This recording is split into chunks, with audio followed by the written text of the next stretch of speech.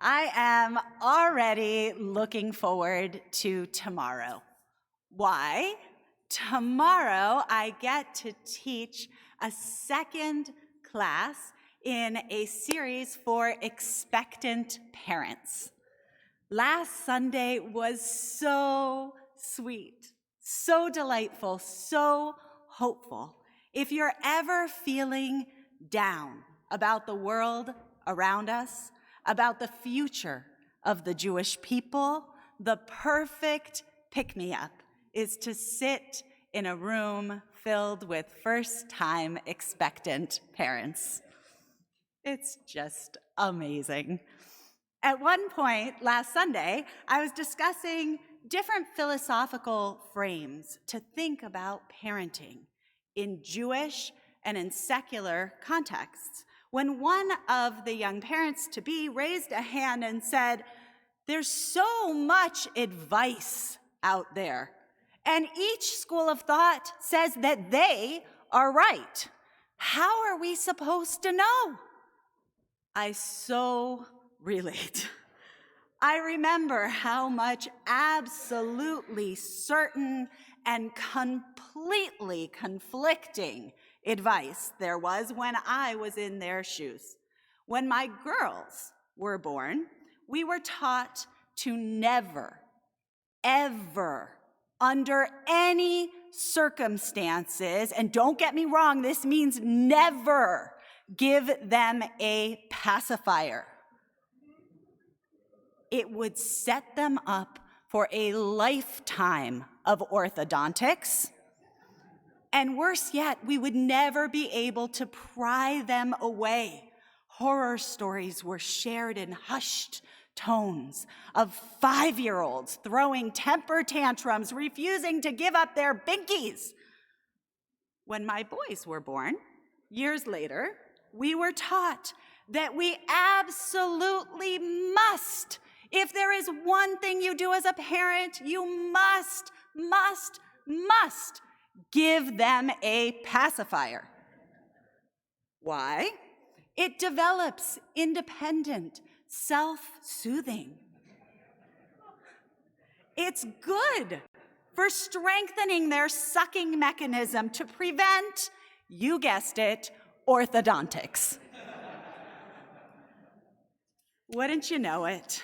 Maya, my oldest, who didn't get a pacifier, had braces.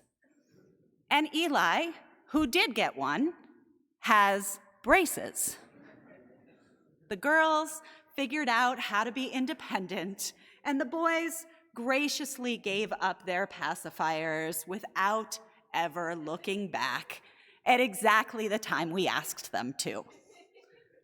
Often, it turns out that there's not just one right way. Earlier this week, Hartman's Justin Pines shared a story from right here on this bima. He confided that when he first got married, he had one pillow. After he got married, after chuppah and kiddushim, he expected, of course, that would change. He would have 2 pillows. Lo and behold, he came home to find that he now had 12 pillows. What's even more confusing, he shared, is that of those pillows, the majority of them were pillows that he was not actually allowed to sleep on. Every night, those pillows had to be taken off the bed. And every morning, those same 12 pillows had to be put back on the bed. Off and on, every morning and every night. And he was starting to get really annoyed with those pillows. He didn't ask for those pillows. Why did his wife afflict him with those pillows? This is crazy. Until one frustrated morning, he asks, "Sweetheart, what's with the pillows?" To which his wife explained that she has hard days, long days. And when she comes home and opens the door to their room, to a bed made beautifully with 12 decorative pillows, she feels restored. He had been under the impression that pillows don't talk. But to her, every evening, the pillows say, "You're in a place of joy.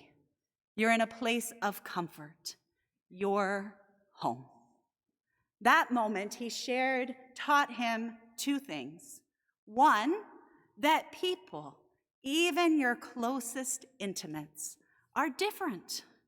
And two, that very difference can present an obstacle or an opportunity.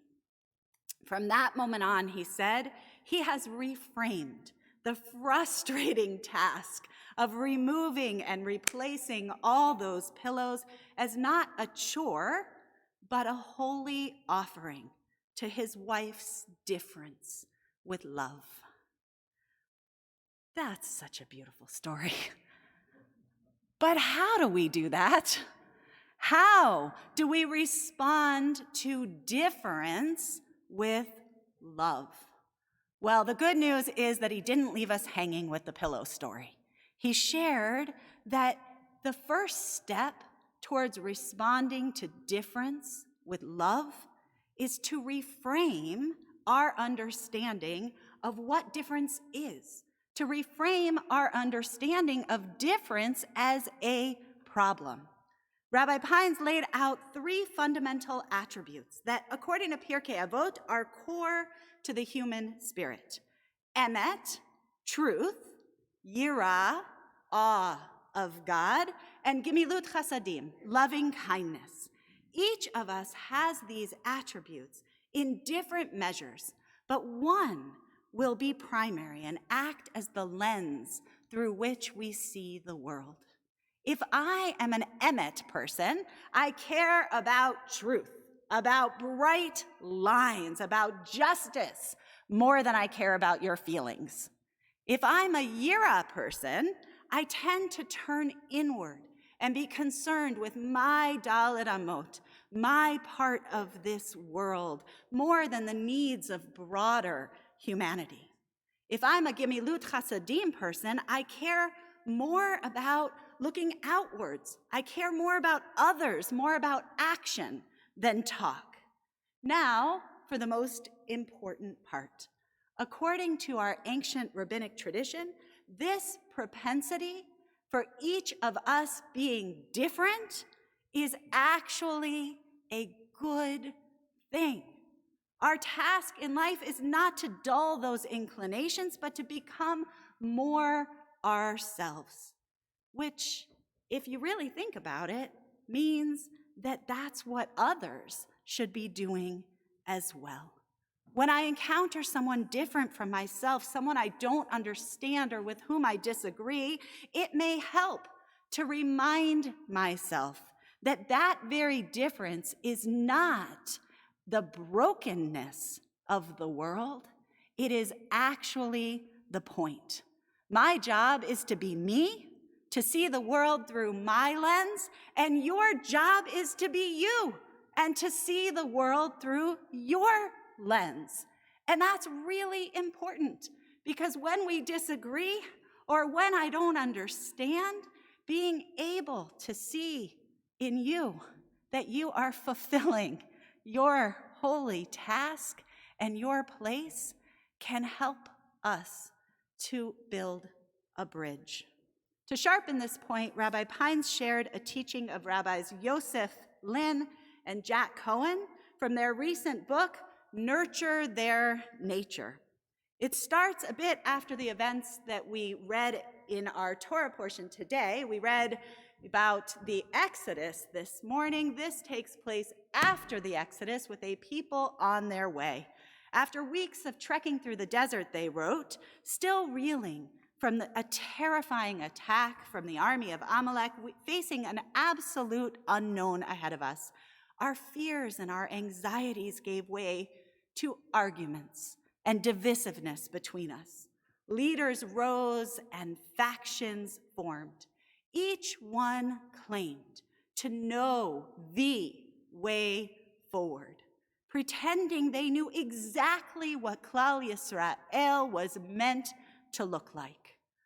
All of this changed, they wrote, when we came to a clearing and raised our eyes to see that the place that God had chosen to reveal the path was a small, unimposing mountain.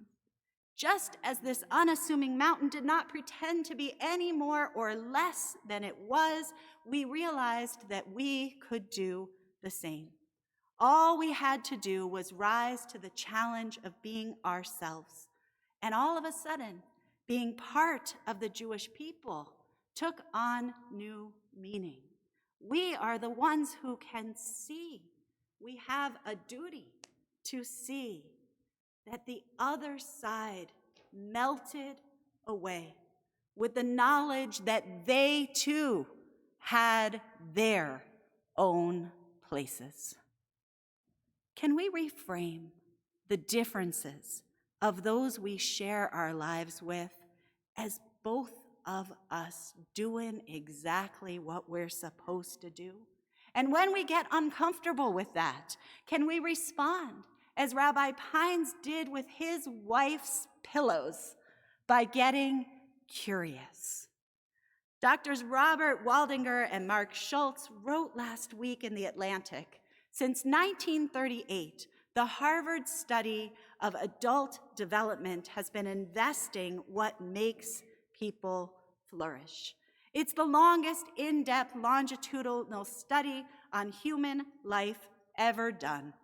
And it's brought us, they wrote, to a simple and profound conclusion.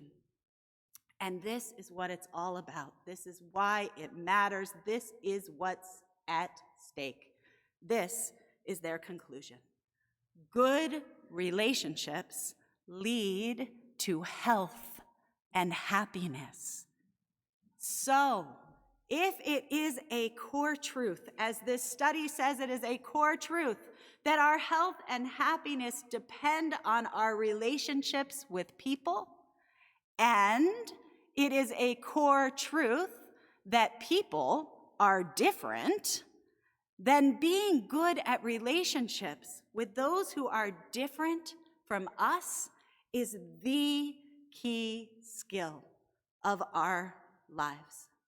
If you can figure out the other person's pillows, if you can see and accept the ways that they are not you and you are not them, then you can create real relationships that go the distance. That's true for marriage. It's true for parenting. It's true for friendship, for work, for politics, and for every facet of our lives. The pillows are on the bed. How we respond is up to us. We rise.